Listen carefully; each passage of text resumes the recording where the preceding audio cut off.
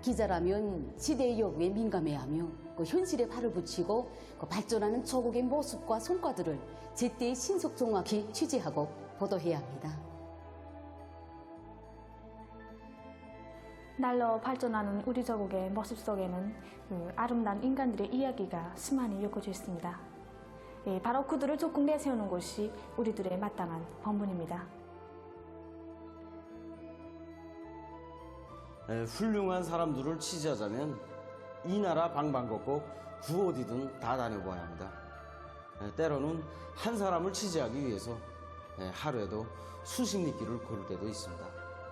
촬영가라면 많은 길을 걸으면서 신발에 흙을 많이 묻혀야 더 좋은 화면들을 렌즈에 담을 수 있습니다. 시청자들이 우리가 만드는 편집물들을 보면서 커다란 공감을 가질 때, 또 구로에서 자기가 안겨 사는 조국을 더 뜨겁게 사랑할 때 저는 연출가로서 남다른 긍지와 보람을 느낍니다.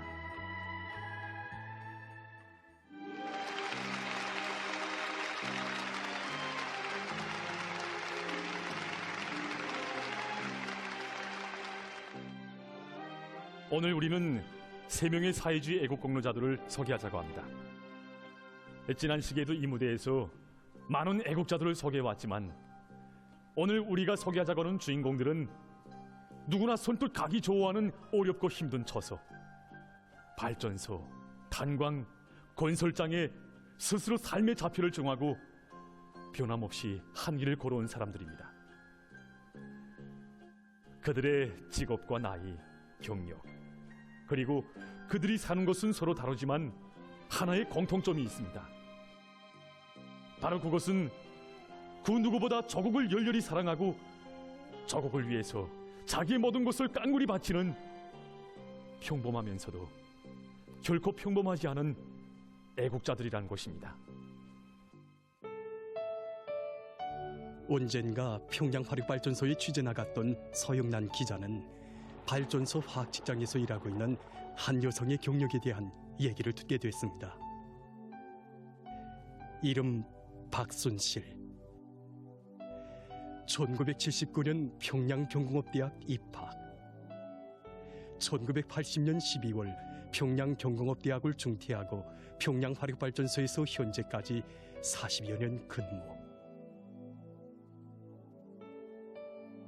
그때 서영란 기자는 놀라지 않을 수 없었습니다.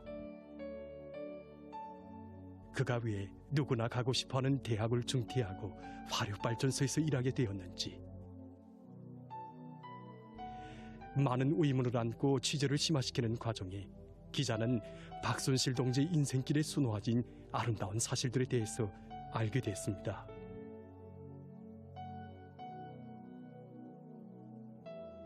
그럼 먼저 텔레비전 무대 취재길에서 만난 사람들을 통해서 우리 시청자들과 친숙해진 서영란 기자의 얘기를 이 무대에서 들어보겠습니다.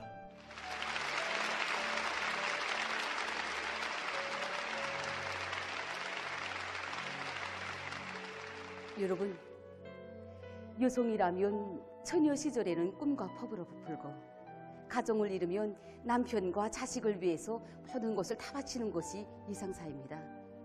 그렇기 때문에 인생을 선택해야 하는 운명의 갈림길 앞에서 누구나 심사숙고하게 되는 것입니다. 하지만 제가 이번에 만나본 그 박순실 동지는 남다른 인생길을 선택한 여성이었습니다. 이 사진은 그 박순실 동지의 아버지와 어머니 그리고 그의 5남매가 1972년 오보이 수령님의 탄생 60돛을 맞으면서 그 사랑의 선물을 받아 안고 찍은 사진입니다.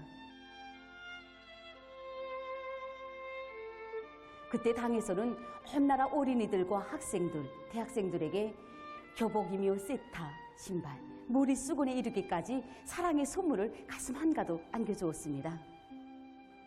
박순실 동지의 아버지는 그 양강도 김종숙 군에서 태어나 자랐고 그의 할아버지는 린산사업소 노동자였습니다. 선물을 받은 그날 박순실 동지의 아버지는 5자식을 앉혀놓고 이렇게 말했다고 합니다.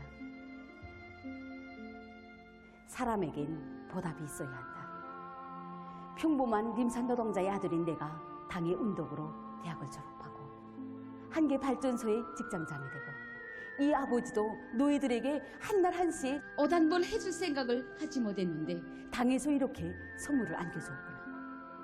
우리는 당의 이 운동에 기어이 보답해야 한다. 그러면서 아버지는 수령님께서 그토록 걱정하시는 전력 문제를 해결하는데 자기의 한 생을 바치겠다고 말했다고 합니다. 박순실 동지의 아버지는 언제부터인가 그 작은 수첩에 2장의 사진을 끼워놓고 늘 가지고 다녔는데 한 장은 5자식과 함께 찍은 사진이고 또 다른 한 장은 그 박순실 동지가 대학에 입학했을 때 찍은 사진입니다. 그리고 그 작은 수첩에 그 수령님과 당의 운동에 무엇으로 보답했는가를 매일 적어놓곤 했다고 합니다. 그러던 어느 날 박순실 동지는 여느 때나 다름없이 웃으면서 집을 나섰던 아버지가 뜻밖에도 현장에서 돌아가셨다는 소식을 듣게 되었습니다. 그때 그 아버지의 품에는 그 박순실 동지의 대학 시절 사진이 있었습니다. 사진 뒤에는 미래의 요성 화학기사 나의 딸 순실이라고 그 아버지가 쓴 글이 있었습니다. 그것을 보는 순간 그 뭐라 형언할 수 없는 아픔이 퍼질게 가슴을 허비었다고 합니다. 그것은 그 글이 마치 자기가 못다한 일을 딸이 이어가길 바라는 아버지의 유언인 것만 같았기 때문입니다. 저는 많은 생각 끝에 어머니에게 대학을 그만두고 아버지가 일하던 발전소에서 일하겠다고 말하자 어머니는 펄쩍 뛰는 곳이었습니다. 야, 어떻게 가면 대학이길래 정신이 있는가고 더 말도 삐치지 못하게 했습니다.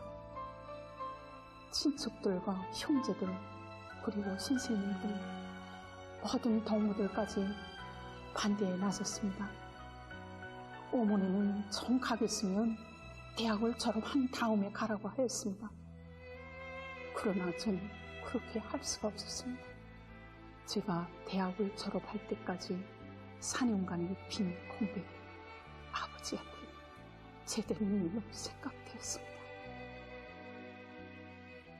이렇게 돼서 박순실 동지는 대학을 그만두고 아버지가 섰던 평양 화력발전소 화학직장에서 일하게 되었습니다. 저는 박순실 동지를 취재하기 위해서 그가 일하는 화학직장에서 며칠간 함께 있었습니다. 그 화학직장은 물을 정화하는 것이 기본이었는데 이곳 직장에서 물을 최대로 정화시켜서 보일러에 보내주어야 전력 생산이 원만히 진행될 수 있습니다. 정말 그 맡고 있는 임무가 매우 중요한 직장이었지만 솔직히 그 한적하기 그지없었고 찾아오는 사람도 별로 없었습니다. 화력발전소라기보다도 상하수도 사업소에 있는 듯한 느낌이었습니다. 어떻게 여기서 대학을 그만두고 40여 년을 일해올 수 있었을까? 취재하는 초기간 이 생각이 떠나지 않았습니다. 정말 많은 의문이 들었지만 좀처럼 답을 찾을 수 없었습니다. 솔직히 인생이라는 것이 무엇인지 알지 못하던 18살 나이에 선택한 그 길을 60이 넘는 오늘까지 걸어오면서 무슨 걱정인들 없었겠습니까? 제일 가슴에 걸린 것은 아내 것을, 엄마 것을 제대로 하지 못한 것입니다. 오늘도 잊혀지지 않는 것은 우리 유미가 서학에 처음으로 입학해서 있은 운동회 때의 일을 잊을 수가 없습니다. 그때는 고난의 행군식이었습니다. 남편은 연구사고 저도 일에 파묻혀서 살다 보니 우리 집은 다른 집보다 더 어렵게 살았습니다. 뭘 사주자고 해도 사줄 자금이 없었습니다. 운동회 날 딸애가 자기 학급의 43명 아이들 중에서 자기만이 운동복을 입지 못했다고 막 울면서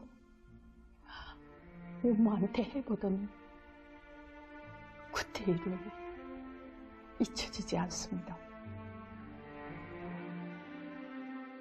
저에게도 딸이 있습니다. 저도 여성으로서, 어머니로서 딸을 남들보다 더 보란듯이 내세우고 싶은 심정입니다. 그래서 늘 생각하고 마음 쓰고 이것이 모든 어머니들의 한결같은 마음일진데 딸에게 남들이 다 입는 운동복도 사줄 수 없었던 그때 박순실 동지의 심정은 어떠했겠습니까? 어찌하여 어머니로서의 본분도 다하지 못하면서 그 길을 걸어왔는지 의문은 더해만 갔습니다. 늘 발전소에서 사는 어머니, 부엌에서 밥 짓는 아버지, 이것이 어릴 적에 나의 머릿속에 새겨진 부모님들의 모습이었습니다. 솔직히 전 중학교를 졸업하고 군대에 나가기 전까지 절대로 어머니처럼 살지 않겠다고 생각했습니다. 그런데 노동신문에 어머니 대한 기사가 실렸을 때 중대가 모두 모인 데서 독보를 진행했습니다.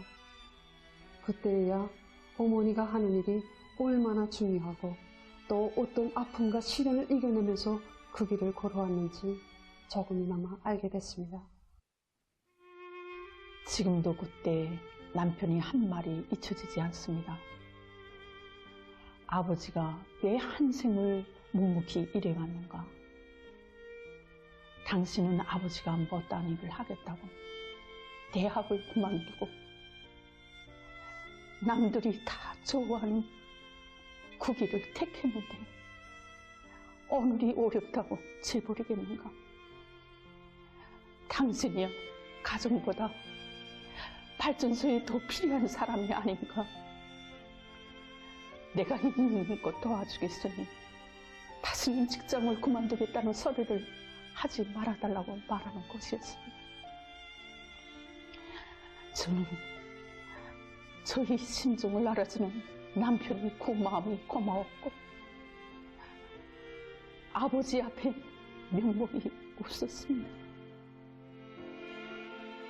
그때 일을 추억하는 박순실 동지의 두 걸로는 눈물이 흘렀습니다.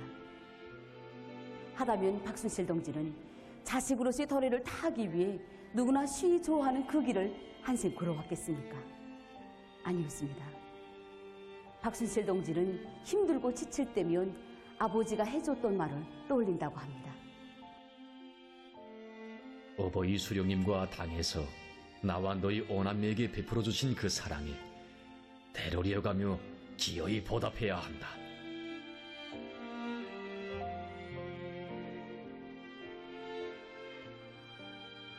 우리는 지금까지 우리 국민들의 애국에 대해 많이 말해왔습니다.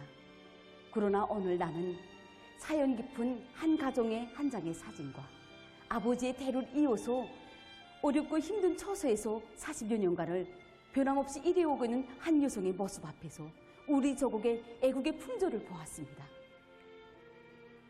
이것이 수령에 대한 우리 전사들의 양심이고 우리 자식들의 도리이며 수령에 대한 충실성이야말로 최대의 애국이라는 것을 다시금 새겨놨습니다. 취재 과정에 박순실 동지가 저에게 들려준 잊혀지지 않는 말이 있습니다. 자기는 직장에 나와 있으면 아버지와 함께 있는 심정이고 아버지가 자기가 변함없이 보답의 길을 걸어가도록 또 밀어주는 것만 같다는 그 말이 참으로 뜨거웠습니다. 여러분, 저는 아버지가 섰던 어렵고 힘든 처소에서 40여 년간을 변함없이 일해오고 있는 한 요인의 모습에서 수령과 당의 운동에 보답하기 위해서 대를 이어가면서 애국의 길을 걸어온 아버지와 딸의 모습을 함께 보았습니다.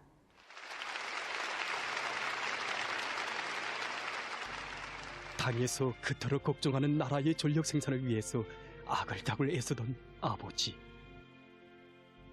아버지가 다하지 못한 몫까지 합쳐 일하기 위해서 누구보다 피타게 노력한 박순실 동지였습니다.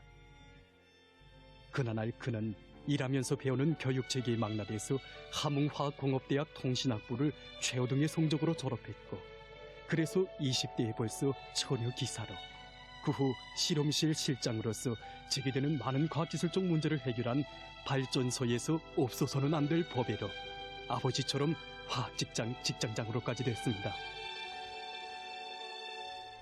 발전소에서 일하면서 제가 이제 제일 기뻤을 때가 아버지가 못다한 일을 했을 때입니다.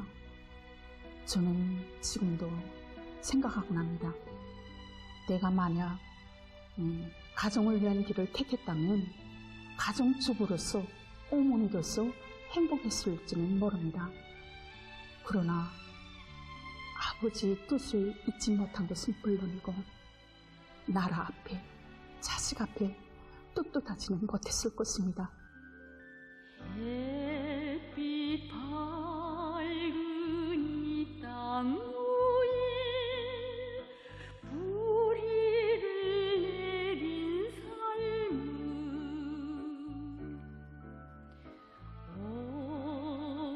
옥새인 고목으로 푸르러 설레이리. 나의 부모 걸은 길에 내 삶을 이어가며 조구가 그대 품에 흔적을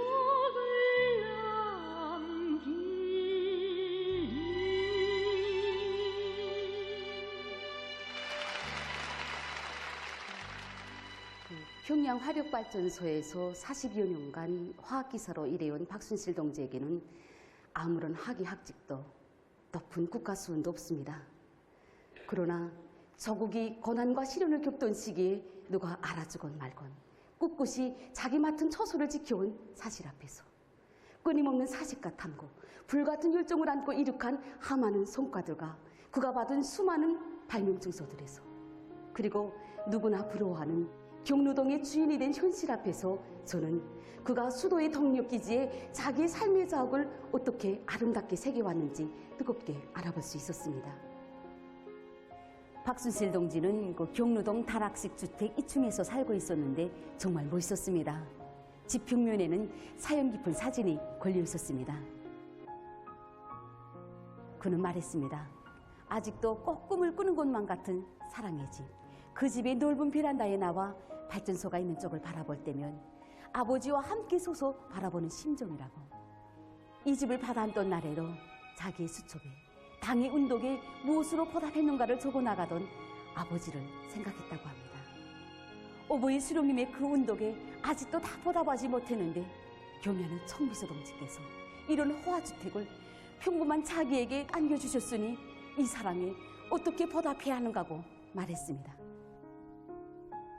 여러분, 박순실 동지가 스스로 선택하고 걸어온 쉽지 않은 40여 년의 그 길은 당과 수령이 바라는 것이라면 온 몫을 바쳐서라도 기어이 해내고야만 전 세대의 정신을 이어간 길이었고 저국에 조금이라도 보탬을 주고 싶은 마음을 안고 걸은 양심의 길이었습니다. 그래서 저의 가슴속에 더 깊이 새겨진 취재길이었습니다.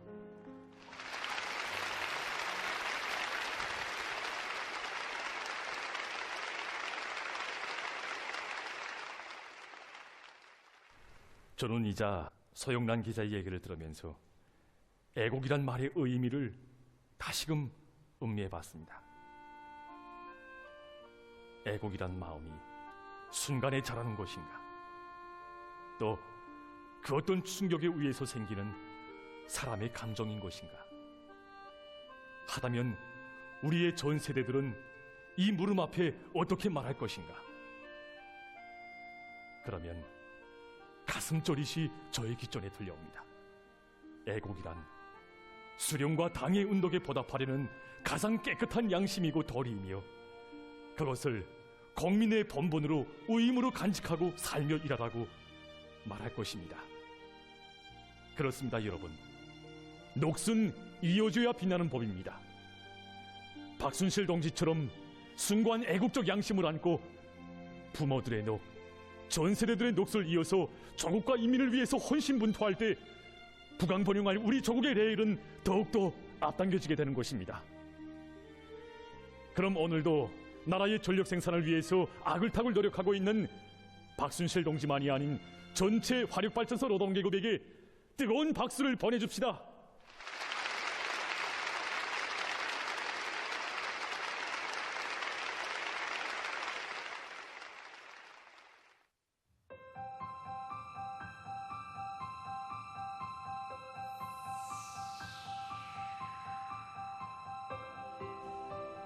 얼마 전 김철진 기자는 2024년 10월 사회주의 애국 공로자 칭호를 수여받은 차오경 동지를 취재했습니다. 그가 일하는 축산기지는 저울골이라고 부르는 깊은 산골짜기에 자리 잡고 있었는데 축산을 하는데 필요한 모든 조건들이 갖추어져 있고 집짐승들이 옥실거리고 있었습니다. 기자는 차오경 동지를 취재하면서 인적 드문 이곳에 단부들의 후방 사업을 위한 축산기지를 꾸릴 것을 스스로 발기하고 심원을 바쳐온 그의 남모르는 혼신과 숨은 노력에 대해 알게 됐습니다. 그럼 이번에는 천성 청년 탄광에 취재를 나갔던 김철진 기자의 얘기를 이 무대에서 들어보겠습니다.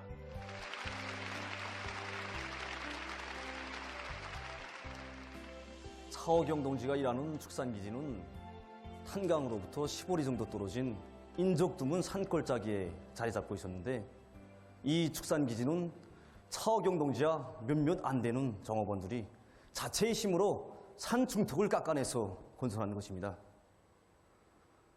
오경 동지와 만난 자리에서 저는 어떻게 돼서 남들이 엄두도 쳐낼 수 없는 이런 축산기지 건설과 또 축산반 일을 맡아 할 수 있었는가고 물었습니다.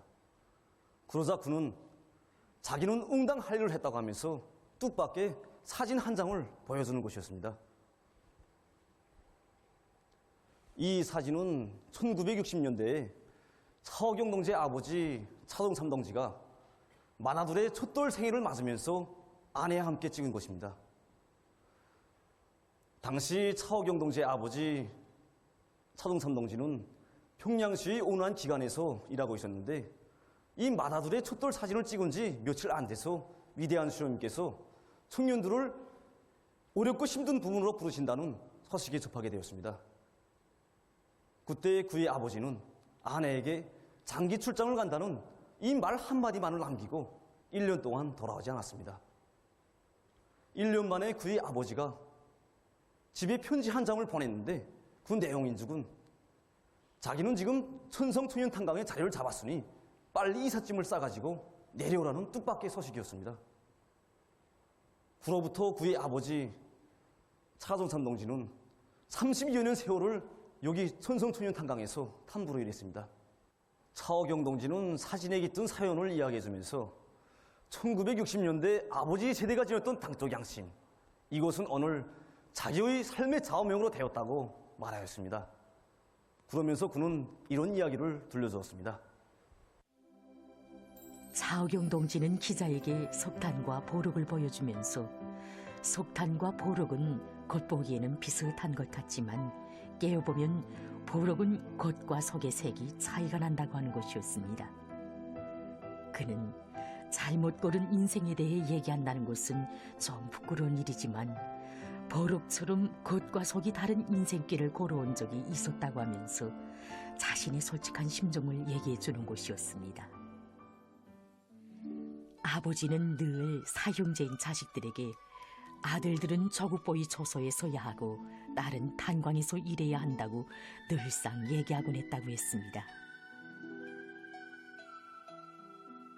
그래서 오경 동지는 아버지의 뜻을 따라 탄광에 뿌리를 내렸지만 당시 그의 마음속에는 탄광에서 하루빨리 입당을 하고 그곳을 발판으로 삼아 탄광을 떠나서 좋은 직업으로 옮길 생각뿐이었다고 합니다. 그래서 하루빨리 입당하기 위해 그 누구보다도 열성껏 일했습니다. 그런 그의 모습을 보고 누구나 탄광에 법의 똥이가 굴러들었다고 칭찬과 찬사를 아끼지 않았다고 합니다. 어느 날 오경 동지는 세포비서로부터 조선노동당 규약을 학습하라는 과업을 받게 됐습니다. 그때 그는 화려하고 편안한 직업에 가서 일하게 될 그날이 다가오고 있음을 직감하며 입당의 그날만을 손꼽아 기다렸습니다. 아버지가 정말 나의 입당을 보류시켜달라고 세포비서 동지를 찾아갔다는 게 사실인가요? 누구보다도 기뻐할 줄 알았던 아버지가 반대하리라고는 꿈에도 생각지 못했던 그였습니다. 당원증은 내 내일이나 건사해주는 지참품이 아니야. 많은 고민을 안고 살던 저는 막장에서 현장에서 우리 탐부들과 함께 일하면서 또 당원이라는 어떤 사람인가에 대해서 귀중한 체험을 하게 되었습니다. 그때가 바로 당창건 신돌수를 맞으면서 온 탄광이 연간 속탄 생산 계획을 넘쳐 수행하자고 부글부글 끓고 있을 때였습니다. 저는 그때 하루 일을 끝마치고 10갱 사중대 채탄 막장에 들어가서 탄부들의 일손을 돕곤 하였습니다. 그러던 어느 날 갑자기 채탄 막장에 북락 현상이 오면서 작업을 진행할 수 없는 위험한 조건이 조성되었습니다. 그날 계획은 물론이고 연간 계획 수행까지도 큰 지장을 받게 되었기 때문입니다. 그때 우리 당 세포비서인 라학섭 동지가 나직이 이야기하였습니다. 우리가 오늘 이 환경이 어렵다고 해서 물러선다면 당결정 집행이 흔들리게 된다. 당원들은 나를 따라 나오시오.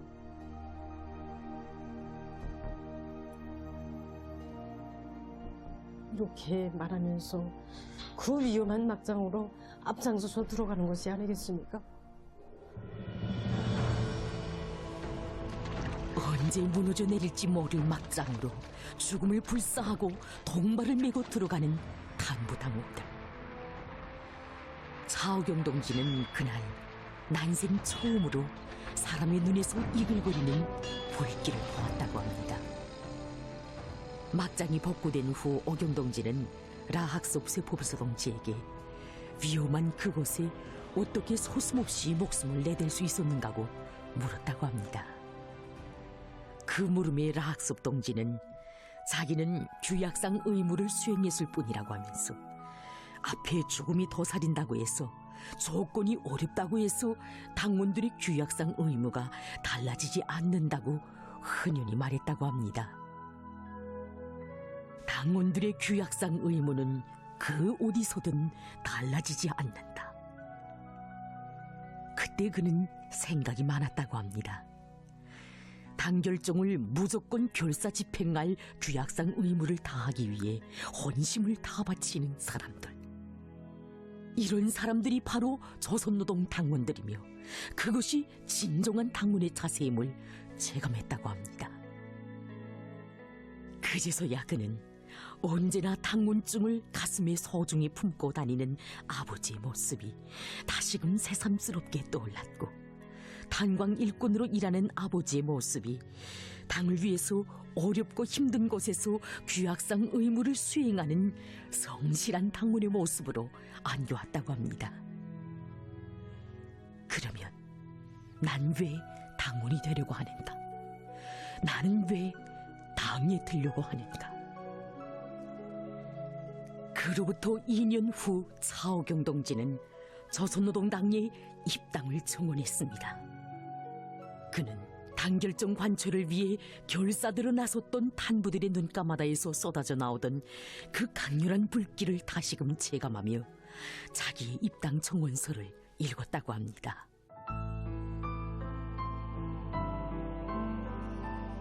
나는 정든 평양을 떠나 당이 부르는 탄전으로 달려나온 아버지의 모습에서 또 당결정을 목숨 바쳐 관철하기 위해 서슴없이 한 몸을 내댄 단부들의 모습을 보며 어떤 사람이 당원이 될 수 있으며 당원의 양심은 어떠해야 하는가를 배부에 새겨앉게 됐습니다. 나는 새 세대로서 전 세대들이 지닌 당원들의 고귀한 정신을 새겨안고 그들처럼 살 것을 맹세하면서 조선노동당에 입당시켜줄 것을 청원합니다.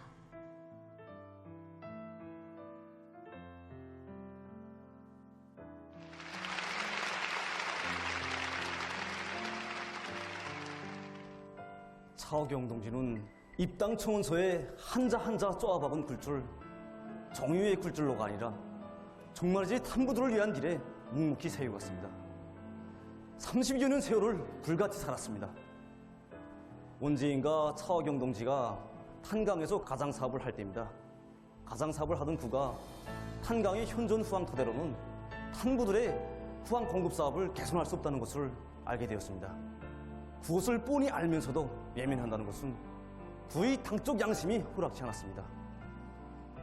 그래서 그는 인적 드문 절골에 축산기지를 건설할 것을 발기하고 스스로 이 일감을 또 맡아 안았습니다.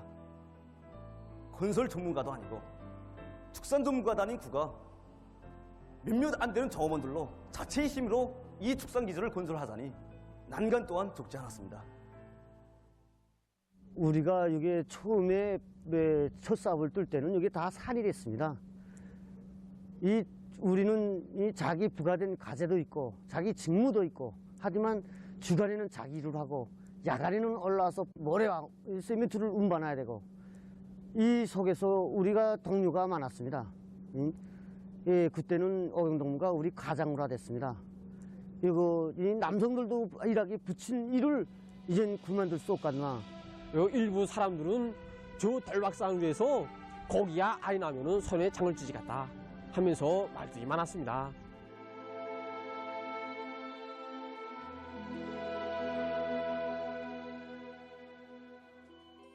오경아, 하나하나의 동발들이 고여서 막장길이 깊어지고 석탄이 쌓아진다. 우리 당원들도 그 동발처럼 당을 진심으로 받드는 억센 기둥이 되어야 한다.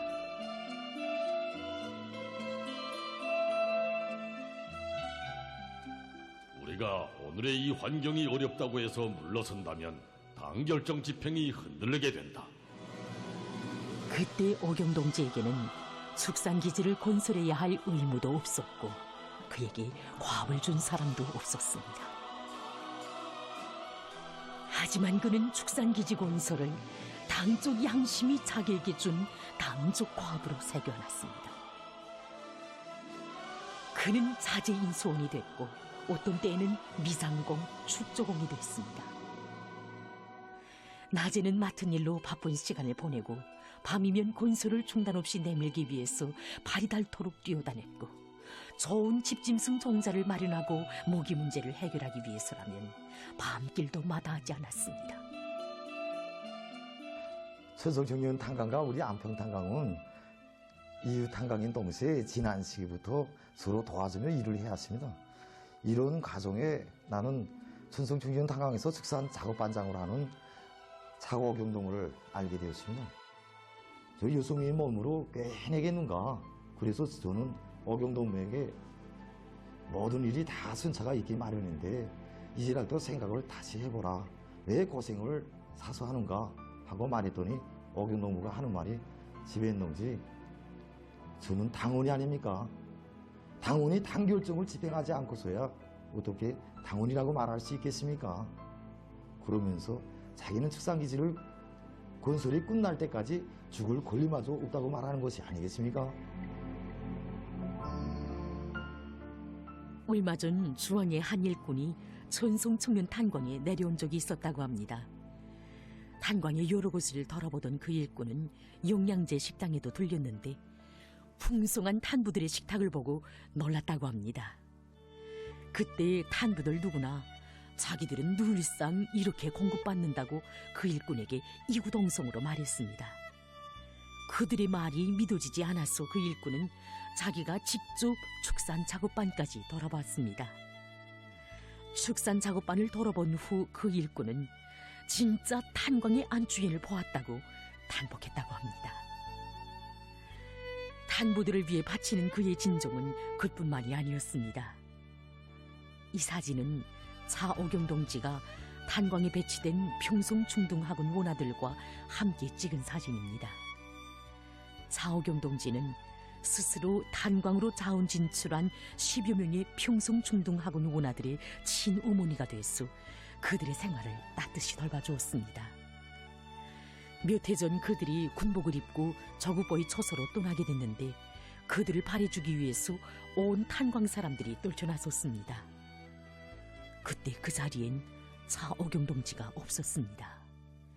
모기 문제 때문에 먼 곳에 출장을 간 차오경 동지를 대신해서 탄광이 일꾼들이 걱정하지 말고 어서 떠나라고 등을 떠밀었지만 오나들은 자기들의 어머니는 꼭 온다고, 어머니를 만나지 않고는 떠날 수 없다고 하면서 어경 동지를 기다렸다고 합니다.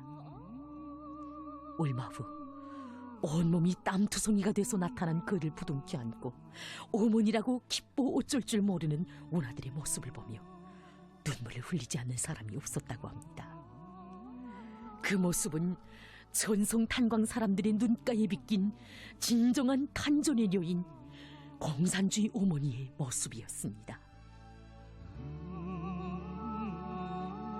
시제를 하는 가정에 저는 차오경 동지가 20여 년간 사업해온 가장치기를 내놓고 축산반장이 되었다는 사실을 알게 되었습니다. 과장에서 반장으로. 지위가 낮아졌다고 아쉽지 않는가고 묻는 저에게 그는 그 대신 탐구들의 식탁은 더 풍성해지고 속탄 생산량은 더 늘어났다고 웃으면서 말하는 것이었습니다. 그때 저는 그의 이야기를 들으면서 어디서 무슨 일을 하든지 당에서 의도하고 바라는 것이라면 당원으로서 자신의 할 바를 찾아지고 그 집행을 위해 앞장서 나가려는 참된 당원의 모습을 보았습니다.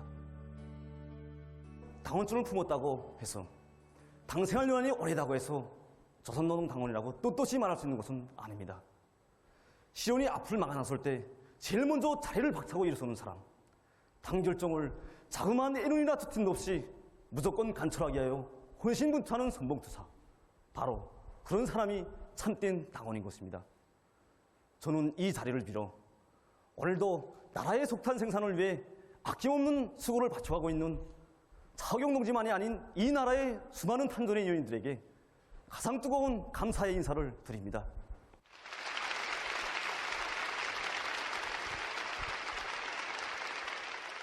김철진 기자가 취재한 탄전에 한 생을 바친 아버지와 딸에 대한 이야기는 우리에게 많은 것을 생각하게 합니다.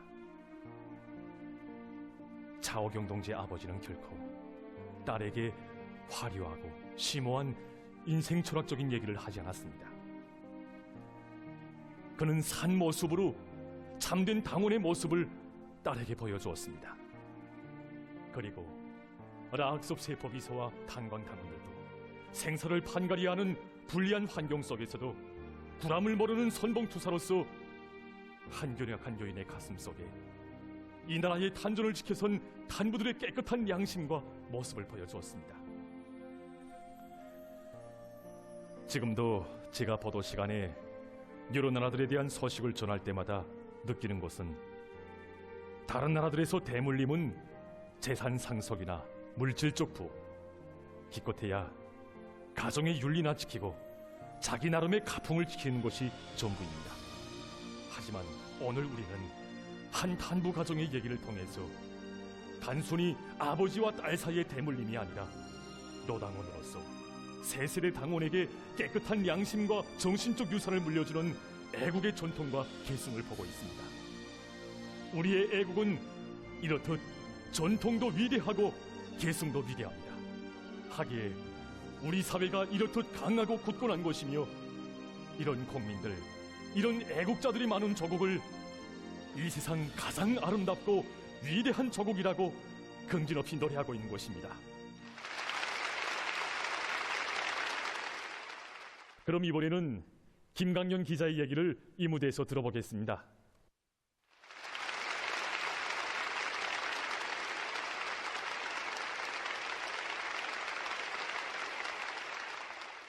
저는 대학을 졸업하고 기자가 된 지 안 됩니다. 그 기간 저는 3대 혁명 불군기 칭호를 쟁취한 여러 단위들에도 나가보았고 또 단위 일꾼들과 애국 청년들을 비롯한 많은 사람들을 만나 취재를 했습니다. 하지만 이번에 그 사회주의 애국 공로자를 취재할 때 대한 가업을 받았을 땐 솔직히 생각도 많았습니다. 이름은 최일봉. 2001년 3월부터 현재까지 그 평양건설위원회 중고주택 건설 사업소에서 노동자로 일하고 있다는 것이 그의 경력의 전부였습니다. 남다른 점이 있다면 그가 20여 년간 당세포비서로 사업하고 있다는 것 뿐이었습니다. 정말 그 사회주의 애국공로자에 또 이 당세포 비서인이 많은 이야기를 들을 거라는 그런 기대를 안고 취재를 나갔는데 정작 건설장에서 그를 만났을 땐 실망하게 됐습니다. 너무도 냉랭했고 그저 자기는 아무것도 한 게 없다. 취재할 만한 사람이 못 된다. 이 말밖에 하지 않았습니다. 사실 최일봉 동지를 말하면 저희 아버지와 나이가 똑같습니다. 그래서 저는 제가 최일봉 동지에게 딸벌이 되는 기자여서 그가 절 냉리하진 않는지 이런 선입견도 없지 않아 생겼습니다. 그런 실망을 안고 이 건설장을 나서는데 한 사람이 절 찾는 것이었습니다. 그는 저에게 최일봉 세포비서 동지를 취재하러 온 기자가 아닌가고 물었습니다. 그래서 저는 맞다고 대답했습니다. 그는 저에게 자기는 지난날 최일봉 동지가 일하는 작업반에 애꾸르겠다고 하면서 이런 이야기를 들려주는 것이었습니다. 내가 이 건설사업소에 배치돼서 일해 보니까 정말 힘이 들었습니다. 거기다 몸도 말째지. 이왕이면 좀 홀하고 편안한 데 가서 일하자 이렇게 생각하고 재개했댔습니다. 후회 안 일이지만 세포비서 동지가 차업당 비서 동지를 찾아가 저를 절대로 보내지 못한다고 했다는 것이 아니겠습니까? 그래서 난 세포비서 동지를 찾아가 막 해봤습니다. 세포비서 동지가 뭐길래 내 앞길을 막나? 왜 내 일에 간섭하나? 하고 막 해댔습니다. 그러자 세포비서 동지는 저에게 하는 말이 동무 후정신 가지고는 구호대 가도 구실 못해 못 가 하는 것이 아니겠습니까? 그래서 난 막 세포비서 동지가 막 걷고 왔습니다.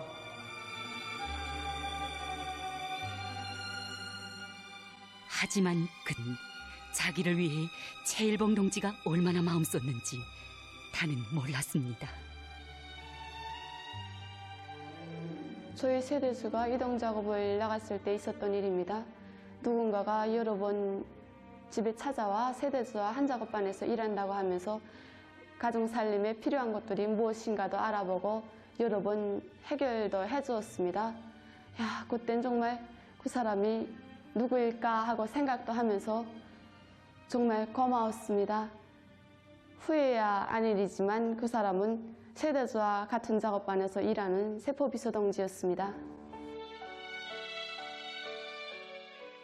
아내로부터 그 이야기를 듣고 그는 최일봉 동지를 찾아갔습니다.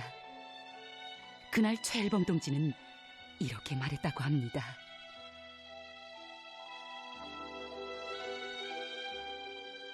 명진이, 우린 단순히 집이나 짓는 사람들이 아니야. 우리의 손끝에서 조그의 모습이 변화돼. 그게 바로 건설자의 궁지야. 최일봉 동지의 이야기를 들으면서 그는 잘못 살아온 자기의 지난 날이 정말 후회스러웠다고 합니다. 백명진 동지는 그 후 집단의 사랑을 받는 고급 기능공으로 작업반 선동원으로 오늘은 한기 작업반의 당 작업 일꾼이 되었습니다. 그는 기자에게 그때 최일봉 세포비서 동지가 자기를 붙잡지 않았더라면 오늘처럼 되지 못했을 거라고, 그는 영원히 잊을 수 없는 우리 당 세포비서 동지라고 이야기했습니다.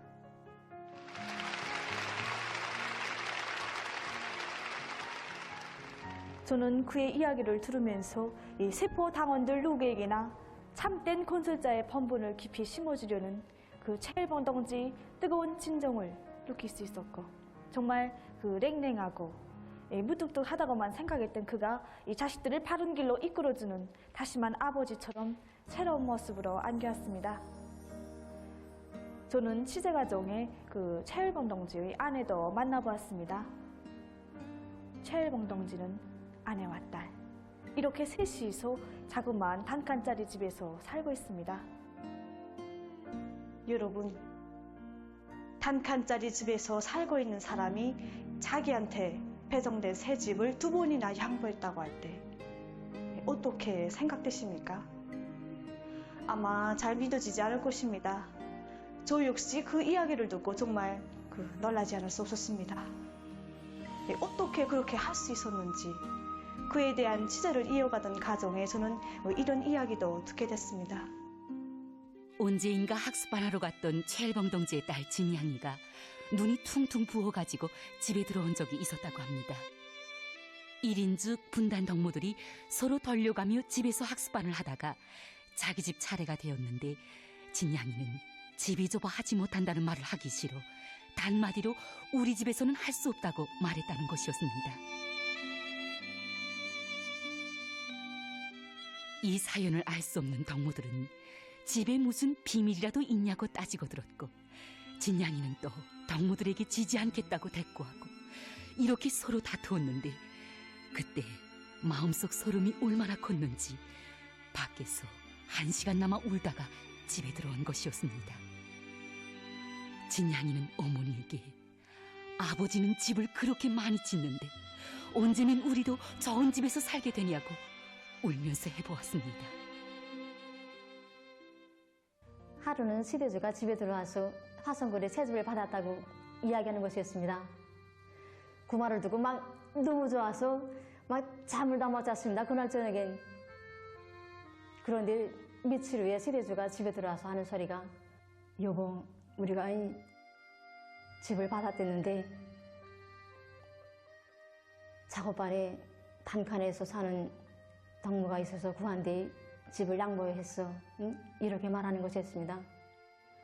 처음에 저는 막 믿어지지 않았습니다. 이 집을 양보했다는 게. 진양이가 이 아파트에서 언제는 우리도 이 아파트에서 가서 그래서 당시 시대주가 이 집 시대주가 맞긴 맞나? 나나 진양의 생각을 언제 한번 해본 적이 있나?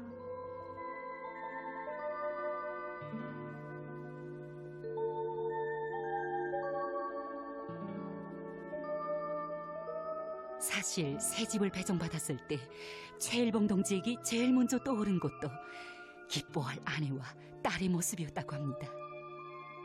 최일봉 동지는 자기가 지금껏 살면서 제일 미안한 사람이 있다면 바로 아내라고 했습니다.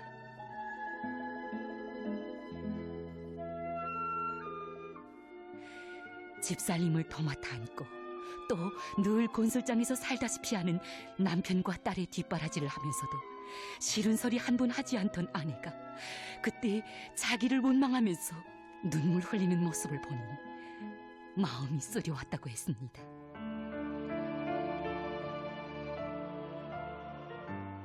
당신은 이 집 세대주가 맞긴 맞아요.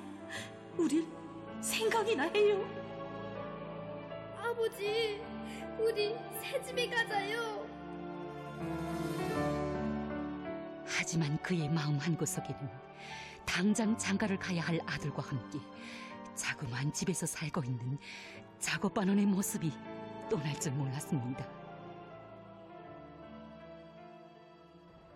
여러분, 최일봉 동지는 자기가 흘린 땀과 세운 미운으로 해서 응당 새 집에서 살 수 있었고 또 누가 탓할 사람도 없었습니다.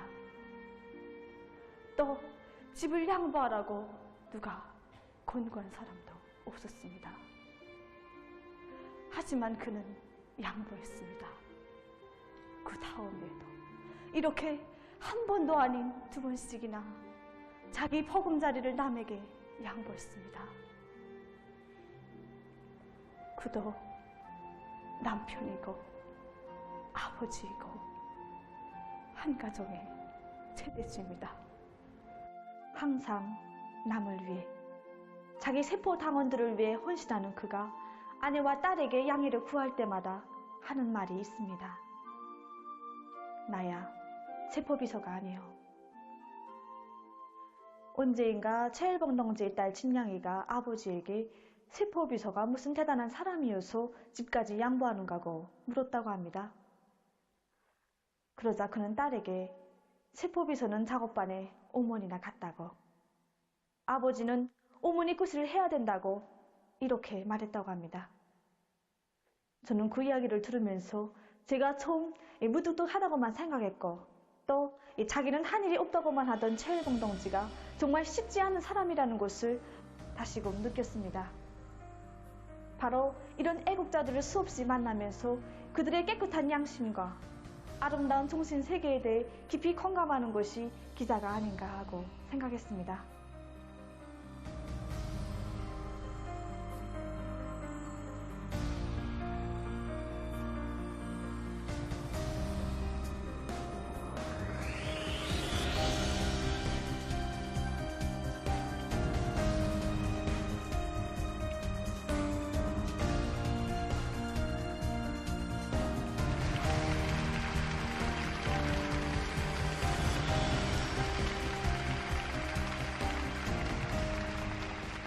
저는 취재를 마치면서 최일봉 동지와 함께 그가 건설하고 있는 건물 옥상에 올랐습니다.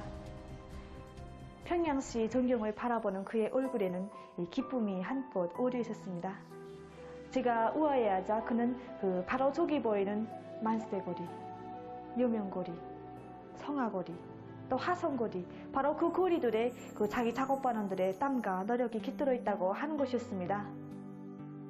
바로 이것이 최일봉 동지의 도움는 기쁨이고 보람이었던 것입니다. 자기 작업반원들과 허물 없이 어울리고 또 이 앞장에서 헌신분투하는 그의 모습을 보면서 저는 그가 늘 하는 말인 세포비서야 작업반의 어머니나 같지, 이 말의 참 의미를 다시금 새겨안을 수 있었습니다. 제가 최일봉 동지를 취재한 나날은 그 취재라기보다는 한 인간의 모습에서, 한 당세포비서의 모습에서 이 삶의 보람은 어디에 있고 또 우리 당세포비서란 과연 어떤 사람인가에 대해 많이 체감하고 배운 나날이었습니다. 저는 이 무대를 통해 그 어떤 특전과 버스도 바람이 없이 그 당세포를 인간적으로 굳게 단합된 한 집안 식솔로 만들기 위해 뜨거운 사랑과 헌신을 바쳐가고 있는 최일봉 동지와 이 나라의 수많은 당세포 비서 동지들에게 인사를 드립니다.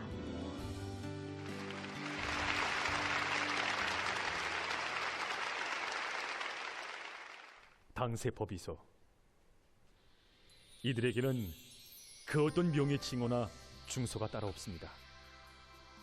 하지만 이들에게는 그 어디에도 비길 수 없는 커다란 영예, 감 높은 칭호가 있습니다.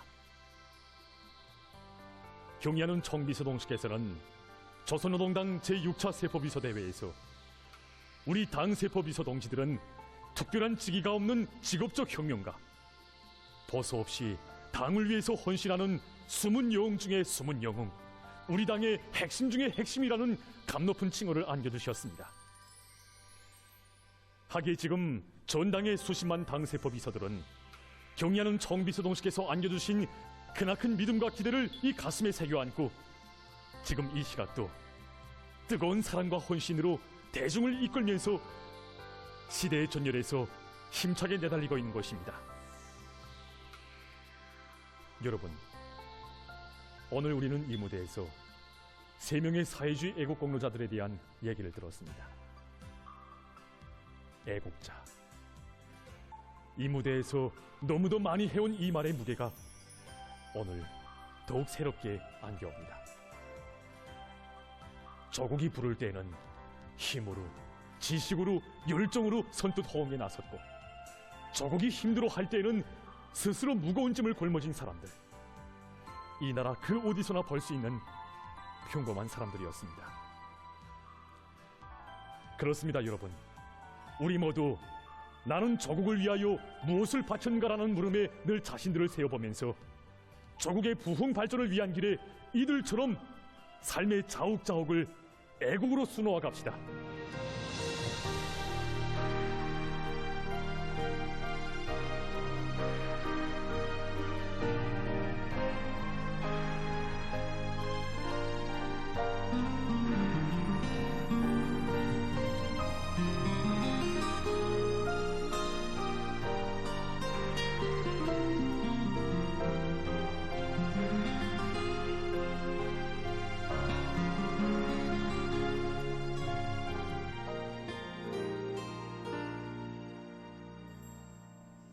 그럼 인생의 걸음걸음을 애국으로 수놓아가고 있는 오늘 우리의 주인공들을 이 무대에서 만나보겠습니다.